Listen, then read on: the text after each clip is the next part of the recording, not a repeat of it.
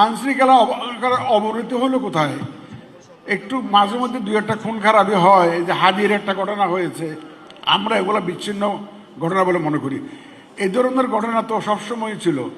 আগে আগে কি আহসানুল্লাহ মাস্টার খুন হয় নাই?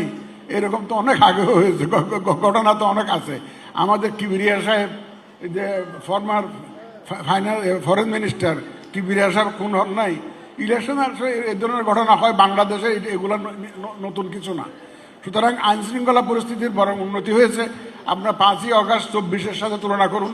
রাত্রে ঘুমাইতে পারেছেন 4-5 দিন, এক সপ্তাহ যখন থানাগুলা অপারেশনাল ইনঅ্যাক্টিভ ছিল, পুলিশ স্টেশন ওয়ার্ক করছিল না, তখন আমরা যে অবস্থা ছিল, এখন তো অনেক উন্নতি হয়েছে ইনশাল্লাহ। আমরা তো একটা শান্তিতে চলাফেরা করতে পারতেছি, রাস্তাঘাটে চলাফেরা করতে পারতেছি, শান্তিতে ঘুমাতে পারতেছি। তো আইনশৃঙ্খলা পরিস্থিতির অবনতি হয় নাই। আমরা গতকালকেই তো আমাদের আইন শৃঙ্খলা বাহিনীর টপ ব্রাস যারা, তাদের সাথে সভা করেছি, প্রয়োজনীয় নির্দেশনা দিয়েছি। ইনশাল্লাহ আমাদের আইন শৃঙ্খলা বাহিনী সম্পূর্ণ প্রস্তুত, যে ভবিষ্যতে যাতে ইলেকশনের সময় পর্যন্ত যাতে শান্তি শৃঙ্খলা যাতে বজায় থাকে এবং সুষ্ঠুভাবে যাতে নির্বাচন আমরা করতে পারি। আমাদের আইন শৃঙ্খলা বাহিনী তাদের একদম সম্পূর্ণ প্রস্তুতির কথা গতকালকেই আমাদেরকে জানিয়েছে। আপনারা হয়তো মিডিয়াতে দেখেছেন।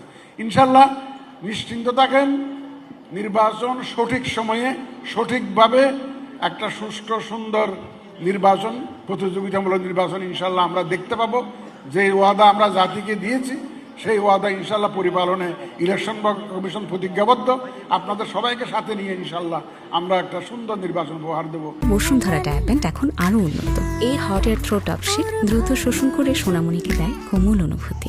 নির্বাচন নিয়ে কোনো শঙ্কা আছে কিনা? নির্বাচন নিয়ে কোনো শঙ্কা নেই। We are fully prepared to move ahead. Election হবে ইনশাল্লাহ, সবাইকে সাথে নিয়েই হবে, সবার সহযোগিতা নিয়েই হবে। এ ব্যাপারে কোনোই শঙ্কা নেই। যাই আসুক না কেন, যত ধরনের দুশ্চিন্তা আপনাদের মাথায় আসুক না কেন, দুশ্চিন্তা মাথা থেকে ঝেড়ে ফেলুন। নির্বাচনের জন্য প্রস্তুতি নিয়ে আপনারা সবাই মিলিয়ে যাতে একটা সুন্দর নির্বাচন আমরা করতে পারি।